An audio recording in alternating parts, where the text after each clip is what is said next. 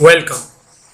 Welcome to Al Khalik Academy e-learning program.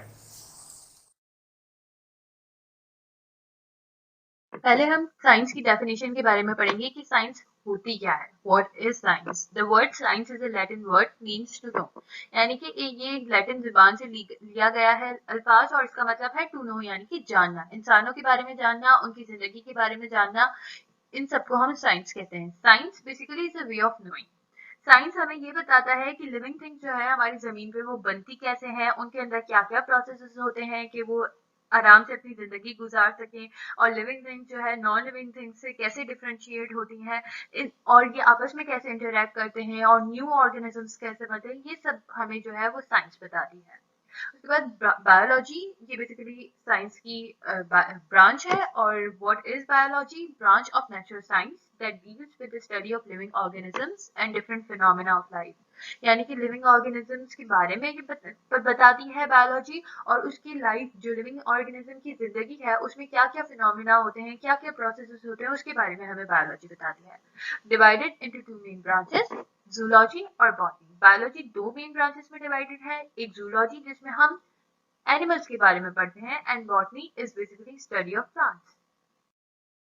What is microbiology? पहले मैं आप लोगों को माइक्रोबायोलॉजी की हिस्ट्री के बारे में बता देती हूँ. पहले क्या होता था, जितने भी ऑर्गेनिजम्स थे वो प्लांट्स और एनिमल्स में सिर्फ और सिर्फ डिवाइडेड थे. लेकिन जैसे जैसे तरक्की होती गई तो साइंटिस्ट ने गौर किया कि कुछ ऐसे ऑर्गेनिजम्स हैं जो कि बहुत छोटे हैं, जो कि हम अपनी नेकेड आई से नहीं देख सकते. उनको देखने के लिए हमें माइक्रोस्कोप की जरूरत पड़ेगी. तो जिसकी वजह से साइंटिस्ट ने उनका एक अलग ही जो है वो ग्रुप बना दिया, जिसकी स्टडी को हम माइक्रोबायोलॉजी कहते हैं.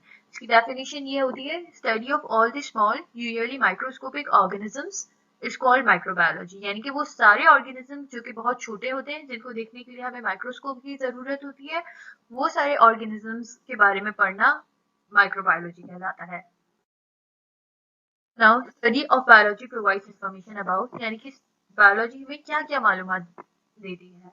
पहला पॉइंट है various kinds of living organism existing on earth. यानी कि कितने डिफरेंट डिफरेंट काइंड्स होते हैं एक ऑर्गेनिज्म के, जो कि हमारी जमीन पे पाए जाते हैं. जैसे कि जानवर हो गए, इंसान हो गए, परिंदे हो गए, कीड़े हो गए. तो ये सारी डिफरेंट टाइप्स हैं, तो ये हमें बायोलॉजी प्रोवाइड करती है. उन relation of existing organisms with extinct organisms, यानी कि जो एग्जिस्टिंग ऑर्गेनिजम्स है, जो अभी प्रेजेंट है, जो अभी जिंदा है हमारी जमीन पे ऑर्गेनिजम्स, उनका पुराने यानी कि एंशिएंट ऑर्गेनिज्म से क्या रिलेशन है, वो हमें बायोलॉजी प्रोवाइड करता है.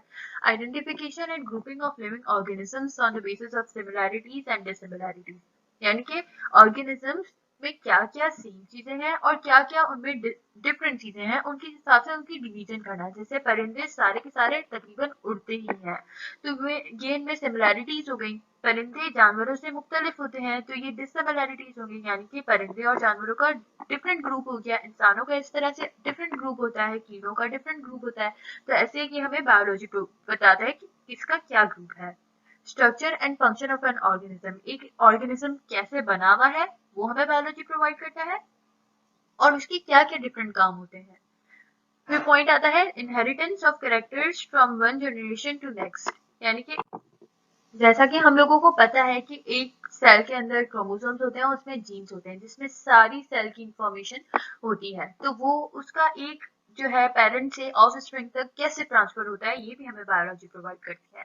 Relationship of organisms to their environment, यानी कि एक ऑर्गेनिज्म का उसकी जो सराउंडिंग्स है उससे क्या रिलेशन है, वो कैसे उससे ताल्लुक रखता है, वो हमें बायोलॉजी प्रोवाइड करता है. Harmful and beneficial effects produced by different living organisms etcetera. यानी कि एक ऑर्गेनिज्म दूसरे ऑर्गेनिज्म को क्या क्या फायदे पहुंचाता है और क्या क्या नुकसान पहुंचाता है, उसके बारे में भी बायोलॉजी में बताती है.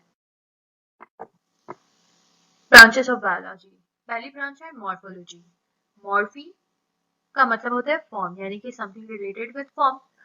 तो इसकी डेफिनेशन पढ़ते हैं. Study of external structural characteristics of plants and animals. यानी कि प्लांट और एनिमल कैसे बैरूनी तौर पर बने हुए हैं, उनका क्या स्ट्रक्चर है. जैसे प्लांट्स का की लीव्स होते हैं, फ्लावर होता है, तो ये मॉर्फोलॉजी में हम पढ़ते हैं कि वो कैसे फ्लावर बना होता है, उसका क्या शेप होता है. एनिमल्स का क्या शेप होता है, वो हम सब हम मॉर्फोलॉजी में पढ़ते हैं. फिर आ जाती है second branch anatomy. Ana means up, tom means to cut. Study of internal structures और ऑर्गन्स ऑफ एन ऑर्गेनिज्म. यानी कि एक ऑर्गेनिज्म को हम लोग जब कट करते हैं तो उसमें हमें पता है कि ऑर्गेनिज्म के अंदर ऑर्गन्स होते हैं, पूरा ऑर्गन सिस्टम बना होता है, तो एक एक ऑर्गेनिज्म को कट करके उसकी डिटेलिंग में पढ़ना, उसको हम एनाटॉमी कहते हैं।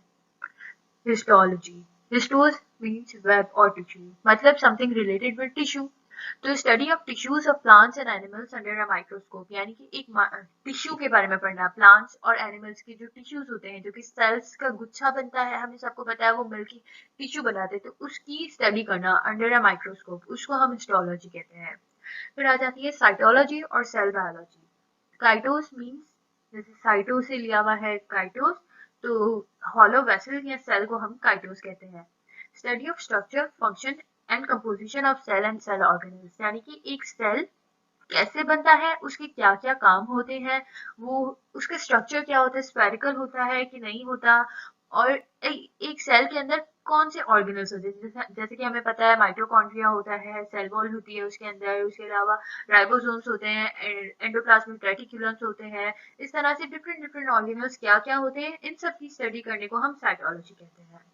फिर आ जाती है physiology. Fuses means nature, study of functions of different parts of living organisms. अच्छा, एनाटॉमी में हमने ये पढ़ा कि उन स्ट्रक्चर्स के बारे में पढ़ना, इंटरनल स्ट्रक्चर्स या ऑर्गन्स के बारे में पढ़ना, लेकिन फिजियोलॉजी में ये होता है उन जो पार्ट्स होते हैं, डिफरेंट पार्ट्स होते हैं एक लिविंग ऑर्गेनिज्म के, यानी कि ऑर्गन्स जो डिफरेंट होते हैं, जैसे कि लिवर हो गया, किडनी हो गई, तो उनके फंक्शंस के बारे में पढ़ना कि वो क्या क्या काम करते हैं, उसको हम फिजियोलॉजी में पढ़ते हैं। जैसे हमें पता है हार्ट ब्लड को पंप करता है, तो वो हम फिजियोलॉजी में पढ़ते हैं। इकोलॉजी, ओइकोस मीन्स होम, यानी कि something related with home. Study of relationships of living organisms with each other and with their non living environment, also called environmental biology. यानी कि एक ऑर्गेनिज्म का दूसरे ऑर्गेनिज्म से क्या ताल्लुक है, उसके बारे में हम इकोलॉजी में पढ़ते हैं, और उनका अपने जो नॉन लिविंग एनवायरनमेंट है, यानी कि उसकी जो सराउंडिंग्स है जिसमें वो ऑर्गेनिज्म रहता है, उसका उससे क्या रिलेशन है, जैसे कि हमारा प्लांट से रिलेशन है, यानी कि एक लिविंग ऑर्गेनिज्म का दूसरे लिविंग ऑर्गेनिज्म से रिलेशन है। प्लांट्स कार्बन डाइऑक्साइड जो है वो इनहेल करते हैं और ऑक्सीजन एक्सहेल करते हैं, जिसकी वजह से हम ऑक्सीजन आराम से वो है इनहेल कर सकते हैं। ये हमारा लिविंग ऑर्गेनिज्म से रिलेशन हो गया। और नॉन लिविंग एनवायरनमेंट से हमारा कैसे रिलेशन है, जैसे एयर हो गई, वाटर हो गया, तो ये सब हम इकोलॉजी में पढ़ते हैं, इसको हम एनवायरमेंटल बायोलॉजी भी कहते हैं। Embryology. Embryon means embryo. Study of developmental changes after zygote formation up to an organism is formed. Also called developmental biology. यानी कि जब हमें पता है कि एक स्पर्म और एग की फ्यूजन होती है, उसके बाद जायगोट बनता है, तो जायगोट बनने के बाद जब तक ऑर्गेनिज्म बनता है, तब तक जितने भी स्टेजेस आते हैं, यानी कि उसमें जो जो चेंजेस आती हैं, उन सब के बारे में पढ़ने को हम एम्ब्रियोलॉजी कहते हैं। और उसमें डेवलपमेंट होती जाती है, तो जिसकी वजह से हम उसे कहते हैं डेवलपमेंटल बायोलॉजी। फिर आ जाती है taxonomy. Taxes means grouping and norms means laws related to naming. Study related to description, identification, classification and scientific naming of living organisms according to their similarities and dissimilarities. यानी कि वही बात आ गई कि एक ऑर्गेनिज्म की डिवीजन उनकी same बातों की वजह से, और उनकी उनमें क्या क्या डिफरेंट चीजें हैं, उस हिसाब से उनकी डिवीजन करना। जैसे इंसान हो गए, जानवर हो गए, परिंदे हो गए, कीड़े हो गए, माइक्रो ऑर्गेनिजम्स की एग्जांपल दे दी मैंने अभी आपको, तो वो सब डिवाइड हुए हैं अपने अपने क्लासेस में, तो वो हम उसके बारे में जो पढ़ते हैं वो टैक्सोनॉमी में पढ़ते हैं। Genetics, genesis means origin. Study of genes, genetic variation and heredity in organism, यानी कि वही बात आ गई कि क्रोमोसोम के अंदर जीन होता है, उसके बारे में पढ़ना, उसमें कैसे कैसे चेंजेस आते हैं, उससे ऑर्गेनिज्म में कैसे चेंजेस आते हैं, वो उन सब के बारे में पढ़ने को हम जेनेटिक्स कहते हैं। Palaeontology, palaeos means ancient and ontos means being organisms, यानी कि ancient organisms. Study of fossils is known as palaeontology, यानी कि फॉसिल्स के बारे में पढ़ना, एंशिएंट ऑर्गेनिजम्स के डेड ऑर्गेनिक मैटर के बारे में पढ़ने को हम जो है वो पैलेंटोलॉजी कहते हैं। पैलियोबॉटनी और पैलियोजूलॉजी, ये जो है पैलेंटोलॉजी की दो मेन ब्रांचेस हैं। पैलियोबॉटनी में we will study about the plant fossils and palaeozoology में we will study about the animal fossils. Biochemistry, study of chemical aspects of living organisms, यानी कि इंसान के अंदर कौन कौन से केमिकल रिएक्शंस होते हैं, क्या क्या केमिकल प्रोसेसेस होते हैं, खाना कैसे डाइजेस्ट होता है, HCl कैसे स्टमक से प्रोड्यूस होता है, उन सब के बारे में पढ़ने को हम बायोकेमिस्ट्री कहते हैं। फिर आ जाता है biotechnology, study of processes involving living organisms being used to make useful chemicals and products or to perform an industrial task. यानी कि एक ऑर्गेनिज्म को हम इस्तेमाल करते हुए उसमें से कैसे ऐसी चीजें बनाएंगे, कैसे ऐसे यूजफुल केमिकल्स वगैरह या प्रोडक्ट्स बनाएंगे कि दूसरे ऑर्गेनिजम्स को फायदा पहुंच सके या कोई हम इंडस्ट्री में उसको काम ला सकें, तो उसकी बारे में स्टडी करने को हम बायोटेक्नोलॉजी कहते हैं। जैसे हम इसकी एक एग्जांपल ले लेते हैं, बैक्टीरिया लिविंग ऑर्गेनिज्म है, उसमें से इंसुलिन बनती है, तो वो इंसानों को मदद करती है, डायबिटिक पेशेंट्स को हेल्प करती है, तो वो सब हम बायोटेक्नोलॉजी में पढ़ते हैं। Biology and it's link with other sciences, यानी कि बायोलॉजी का और साइंस की दूसरी ब्रांचेस का आपस में क्या रिलेशन है। बायोकेमिस्ट्री, केमिस्ट्री और बायोलॉजी का relation, study of chemical and physico chemical processes and substances that occur with in living organism, यानी कि इंसान के अंदर या लिविंग ऑर्गेनिजम्स के अंदर कौन कौन से केमिकल्स रिलीज होते हैं और उनका क्या क्या आपस में रिएक्शन होता है, उसकी स्टडी को हम बायोकेमिस्ट्री कहते हैं। जैसे इंसानों की एग्जांपल ले लेते हैं कि हमारे स्टमक से HCl रिलीज होता है, फिर वो डाइजेशन में हेल्प करता है, हमारे अंदर गैस्ट्रिक ग्लैंड्स होते हैं, अपने अपने केमिकल्स रिलीज करते हैं, फिर उनका क्या प्रोसेस होता है, ये सब हम बायोकेमिस्ट्री में पढ़ते हैं। बायोफिजिक्स, यानी कि फिजिक्स और बायोलॉजी का relation, study of science of the application of the laws of physics to biological phenomena, यानी कि फिजिक्स के जो लॉज होते हैं वो जानदार की जिंदगी पे कैसे अप्लाई होते हैं, उसके बारे में पढ़ने को हम बायोफिजिक्स कहते हैं। Biometry, branch of mathematics where data and measurements related to living organisms are dealt with, यानी कि एक मैथमेटिक्स की जो डेटाज होते हैं पूरे या मेजरमेंट्स वगैरह होती हैं, वो एक जानदार की जिंदगी पे कैसे अप्लाई होती है। जैसे कि हम एक एग्जांपल दे देती हूँ, जैसे हम लोग दूध लेने जाते हैं तो हम कहते हैं इतना किलो दूध, 2 किलो दूध, 3 किलो दूध लाना है, या तो फिर हम भागते हैं तो हम इतने किलोमीटर्स भागे हैं और इतनी कैलोरीज हमारी बर्न हुई हैं। तो ये जो है इंसानों का रिलेशन और मैथ्स का रिलेशन है, तो उसके बारे में पढ़ने को हम बायोमेट्री कहते हैं। Behavioural biology, study of change in activity of an organism in response to a stimulus, यानी कि एक ऑर्गेनिज्म को एक्सटर्नल स्टिमुलस से कैसे उसकी एक्टिविटीज में चेंज आता है।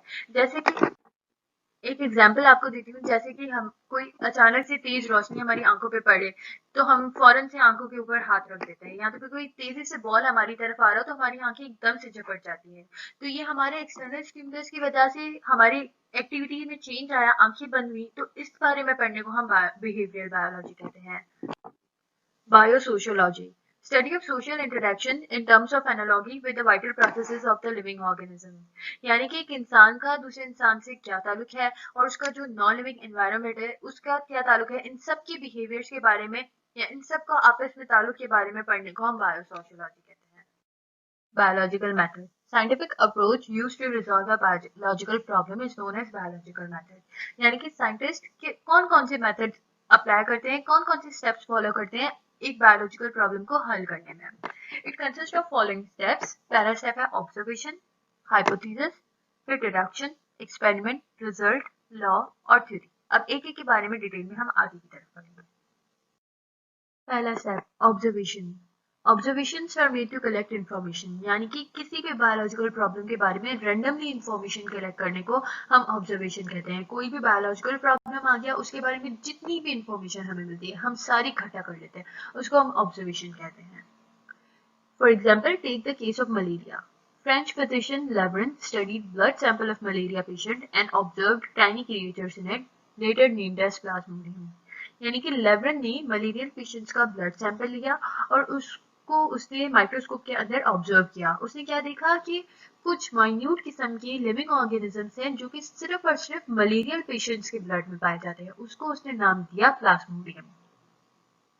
Second step, hypothesis, an idea or explanation that you then test through study and experimentation, यानी कि कोई भी आइडिया, जैसे कि हम मलेरिया की एग्जाम्पल के बारे में डिस्कस करेंगे, यानी कि कोई भी ऐसा आइडिया हो जिसको हम एक्सपेरिमेंट्स के थ्रू टेस्ट करें और उसको एक सिंपल सेंटेंस में डिफाइन करते हैं। In short, a theory or guess can also be called as hypothesis, यानी कि कोई भी थ्योरी या हमारा किसी भी चीज पे गैस लग जाए तो उसको हम हाइपोथेसिस कहते हैं। जैसे कि लेब्रन ने मलेरियल पेशेंट्स के ब्लड में ऑब्जर्व किया कि प्लाज्मोडियम है, ठीक है। तो अब हाइपोथेसिस में यह आ जाएगा कि plasmodium is the cause of malaria, क्योंकि प्लाज्मोडियम सिर्फ मलेरियल पेशेंट्स में है, तो यानी कि प्लाज्मोडियम भी मलेरिया कॉज कर रहा है। तो इसमें हाइपोथेसिस में हमारे पास आ जाता है plasmodium is the cause of malaria. अब हम थर्ड स्टेप की तरफ चलते हैं, deduction. Logical predictions after hypothesis are made, यानी कि plasmodium is the cause of malaria तो हो गया, लेकिन इसके पीछे लॉजिक क्या है? तो वो जो लॉजिकल प्रेडिक्शंस होती हैं हाइपोथेसिस के सेंटेंस के बाद, उसको हम डिडक्शन कहते हैं। If plasmodium is the cause of malaria, then all patients suffering from malaria should have plasmodium in their blood. Deduction में ये होता है कि हम लॉजिक्स लगाते हैं किसी भी एक रैंडम सेंटेंस के पीछे, जो लॉजिक होती है उसको हम डिडक्शन कहते हैं। जैसे कि प्लाज्मोडियम अगर मलेरिया कॉज कर रहा है तो सारे जो मलेरियल पेशेंट्स हैं उसमें प्लाज्मोडियम होना चाहिए, और जितने भी हेल्दी पेशेंट्स हैं उनमें किसी में भी प्लाज्मोडियम नहीं होना चाहिए, तो ये डिडक्शन आ जाती है। एक्सपेरिमेंट, यानी कि ये फोर्थ स्टेप है। In this step we test each deduction practically to find out whether hypothesis is correct or not.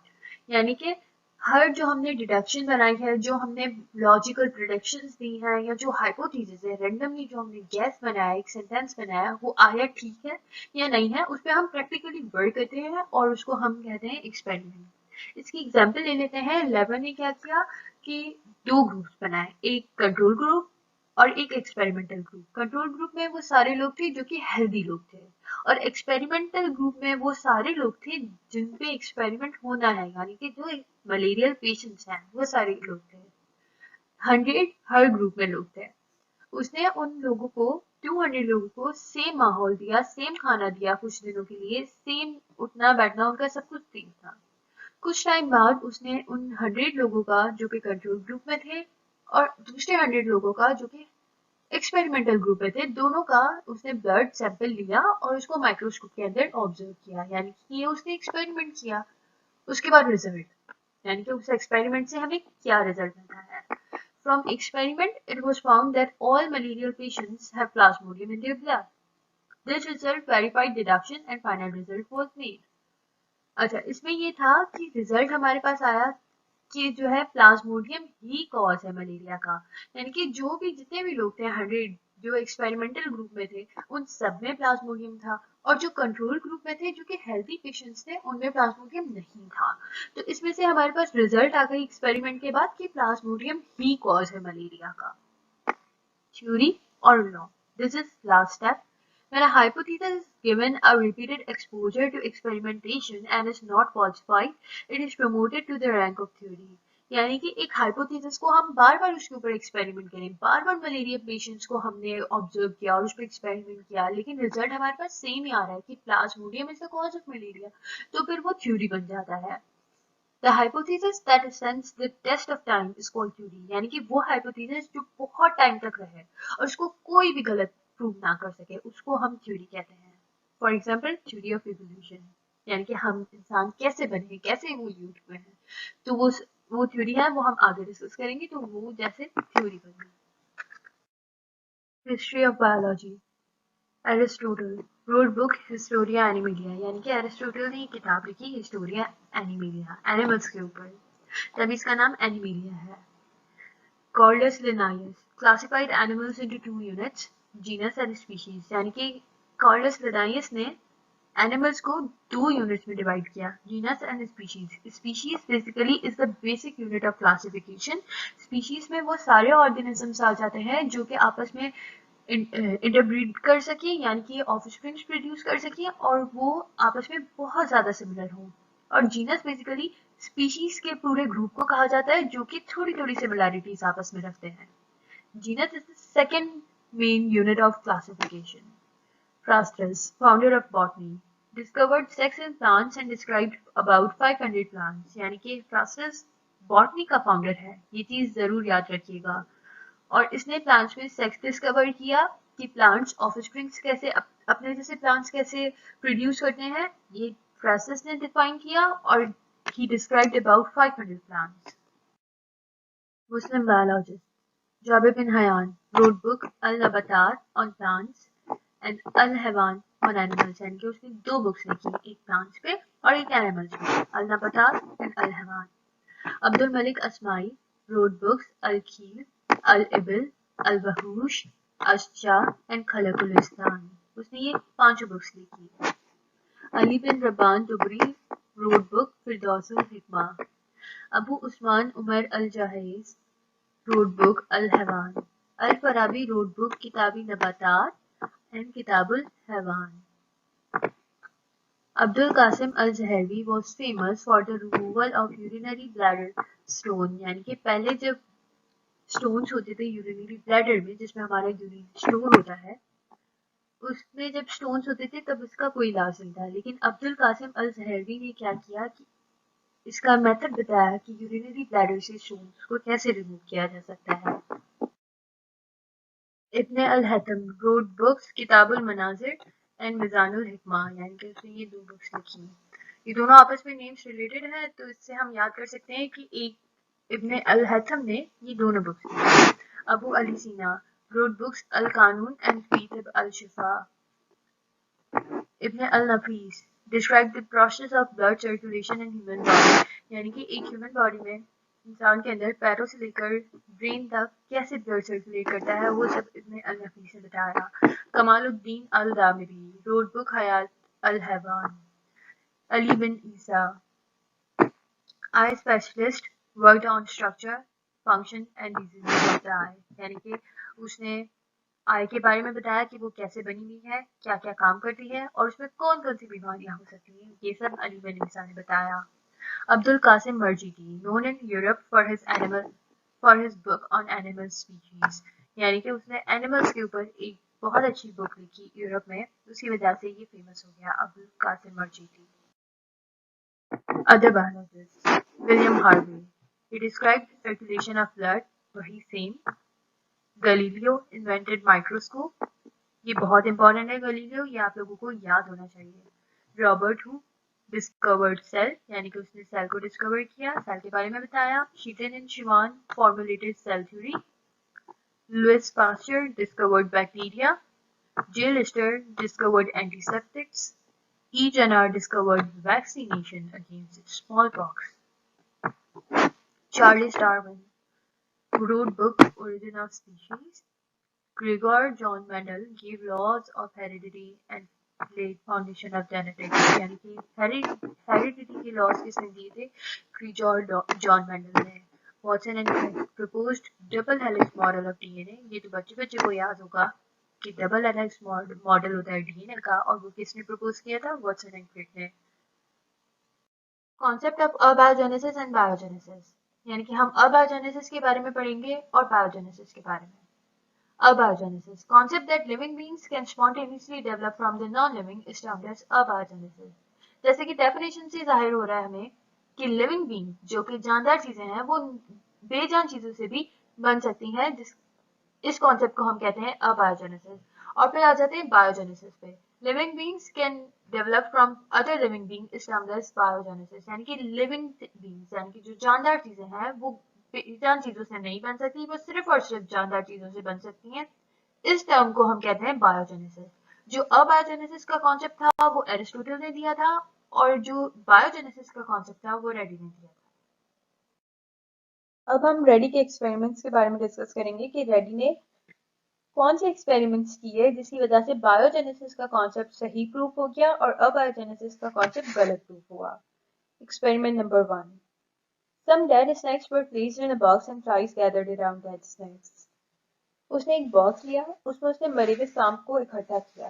कुछ दिनों बाद उसने नोट किया, कुछ टाइम बाद उसने नोट किया कि मक्खियां उसके इर्द गिर्द जमा होने लग गई हैं. After 3 days, maggots appeared. After 18 days, maggots transformed into pupa. Some of the pupa were transformed into a separate glass container covered with paper. After 8 days, a fly emerged from each pupa.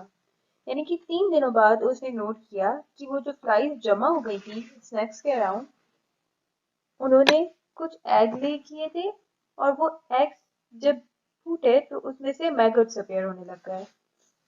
18 दिनों बाद वो maggot जो है वो pupa में convert हो गया.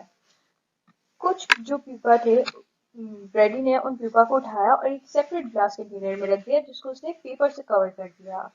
8 दिनों बाद उसने नोट किया कि हर प्यूपा में से एक एक फ्लाई एमर्ज हो रही है, यानी कि निकल रही है, जिससे निकला कि पहले फ्लाइज बनती हैं, वो एग्स ले करती हैं, एग्स मैगट्स में ट्रांसफॉर्म होते हैं, वो फिर प्यूपा में ट्रांसफॉर्म होते हैं और प्यूपा फ्लाइज में. इससे कंक्लूजन ये निकला कि इन शॉर्ट बायोजेनेसिस का कॉन्सेप्ट प्रूव हुआ कि लिविंग थिंग्स ही लिविंग थिंग्स को प्रोड्यूस करती हैं other than non living things. Experiment number 2. Freddy took 8 bottles. He put dead snacks in 2 bottles, pieces of meat in another bottle, and dead fishes in another bottle. He kept 4 bottles open and 4 closed. Daddy ने 8 bottles ली total, 4 का ढक्कन बंद रखा और 4 का ढक्कन खुला हुआ रखा। उसने क्या किया कि 2 बॉटल्स में, जो कि क्लोज बॉटल्स थी 4, उनमें से 2 में उसने डेड फिशेस रखी, मरे हुए सांप, और 2 में उसने डेड फिशेस रखी, और उनके साथ उसने गोश्त के टुकड़े भी कुछ डाल दिए। और जो ओपन बॉटल्स थी 4, सेम उसने 2 में स्नेक्स डाले और 2 में फिशेस डाली, और उसके साथ उसने गोश्त के टुकड़े भी डाल दिए। After a few days, maggots appeared in open bottles only. कुछ दिनों बाद उसने नोट किया कि मैगट सिर्फ और सिर्फ जो खुली हुई बॉटल्स हैं उनमें अपेयर हुए, यानी कि लाइफ सिर्फ ओपन बॉटल्स में एमर्ज हुई, ना कि क्लोज बॉटल्स में, जिससे ये प्रूफ हुआ कि लिविंग थिंग्स ही लिविंग थिंग्स को प्रोड्यूस कर सकती हैं, और क्लोज बॉटल्स में कोई भी लाइफ एमर्ज नहीं हुई। तो इससे ये कंक्लूजन निकला, if flies were prevented from entering the bottles the maggots did not appear, यानी कि लिविंग थिंग्स अगर एंटर नहीं करी तो कोई भी लिविंग थिंग नहीं बन रही न्यू। लेकिन इस पर लोगों ने एक एतराज किया, वो ये था कि जो क्लोज्ड बॉटल्स हैं उसमें कोई भी एयर ना आ रही है ना जा सकती है, और हमें पता है कि किसी भी जानदार के लिए एयर बहुत ज्यादा जरूरी होती है। तो लोगों ने कहा अगर एयर को हम का ट्रांसफर हम लोग पॉसिबल रखते तो शायद लाइफ क्लोज बॉटल्स में भी आ सकती। तो जिसकी वजह से डैडी ने तीसरा एक्सपेरिमेंट किया। Experiment number 3. Reddy took out some pieces of meat in a jar whose mouth was covered with a gauze, so that air could enter and its flies remained out. Ready ने एक jar लिया जिसमें उसने गोश्त के टुकड़े रखे और उसका जो मुंह था वो एक गॉज से कवर कर दिया। गॉज बेसिकली एक नेट टाइप चीज होती है जिससे उसका मुंह बंद कर दिया कि जो मक्खियां हैं वो बाहर रहें और सिर्फ एयर जो है वो जार में एंटर हो सके। No maggots appeared on the piece of meat despite the entry of air was possible. कोई भी लाइफ, वो उस जार में कोई भी लाइफ प्रोड्यूस नहीं हुई, यानी कि मैगट्स जो फ्लाइज से बनते हैं वो नहीं अपेयर हुए हैं। इवन एयर तो जा सक रही थी। तो इससे ये कंक्लूजन निकला, hence proved that only living beings give rise to living beings. Concept of biogenesis was proved correct and that of abiogenesis was wrong. इससे यह कंक्लूजन निकला कि सिर्फ और सिर्फ जानदार चीजें ही जानदार चीजों को प्रोड्यूस कर सकती हैं, और नॉन लिविंग थिंग्स जो है वो प्रोड्यूस नहीं कर सकती। Needham's experiment. An English scientist, Needham, boiled meat in water, poured this gravy in bottles and closed their mouth. Needham ने क्या किया कि एक कंटेनर लिया, उसमें उसने एक मीट को बॉईल किया, मीट के टुकड़े को बॉइल्ड फॉर फ्यू मिनट्स, जैसे डायग्राम में आप लोग देख सकते हैं। उसने उसको मीट को बॉईल किया, उसके बाद उस मीट को निकाल दिया, यानी कि यहाँ पर जो आप लोग देख सकते हैं ये मीट है, इसको इसने बाहर निकाल दिया, और फिर जो भी इसका पानी बचा था वो इसने एक जार में रखा और उसको सील कर दिया, सील्ड विद कॉर्क। कुछ दिनों बाद उसने नोट किया कि उसमें टाइनी पार्टिकल्स जो हैं, ये टाइनी पार्टिकल्स उस पानी के अंदर प्रोड्यूस होने लगे, जिससे उसने ये कॉन्सेप्ट निकाला कि वाटर तो नॉन लिविंग थिंग है, उसमें से लाइफ एमर्ज हो रही है। तो इस वजह से अबायोजेनेसिस का कॉन्सेप्ट दोबारा से लोगों के माइंड में आ गया। Past year's experiment. Yeast infusions were boiled in a flask containing curved walls of the glass net. Louis Pasteur ने यीस्ट की कुछ इन्फ्यूजन्स लिए एक फ्लास्क के अंदर। अब इन्फ्यूजन्स क्या होते हैं? इन्फ्यूजन्स बेसिकली जब हम माइक्रो ऑर्गेनिजम्स को किसी भी लिक्विड में बॉयल करते हैं तो उसमें से कुछ केमिकल कंपाउंड्स या केमिकल्स रिलीज होते हैं जिनको हम ओवरऑल इन्फ्यूजन्स कहते हैं। लुइस पास्चर ने वो इन्फ्यूजन्स एक फ्लास्क के अंदर लिए जिसकी जो नेक थी वो कर्व थी। लाइकवाइज आप लोग यहाँ पर इस डायग्राम में देख सकते हैं। इस कर्व नेक का क्या काम था? Which avoid entering of microorganisms in a flask, यानी कि ये माइक्रो ऑर्गेनिजम्स की एंट्री को रोकता था। ये जो इसका कर्व शेप है, एस शेप्ड है नेक का फ्लास्क की।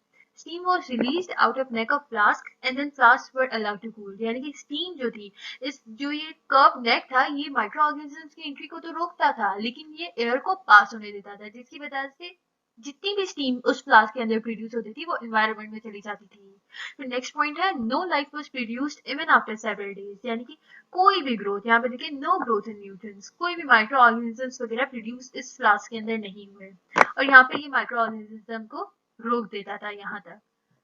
Louis Pasteur then broke up the curved neck so that air could reach directly to the infusion, यानी कि लुइस पास्चर ने फिर इस कर्व नेक को यहाँ से तोड़ दिया ताकि एयर जितनी भी इन्वायरमेंट में है वो डायरेक्टली इस फ्लास्क के अंदर एंटर हो सके। Life was observed with in 48 hours. Life जो है वो 2 दिन के अंदर उस फ्लास्क के अंदर ऑब्जर्व की गई जब उसने उसके नेक तोड़ दी।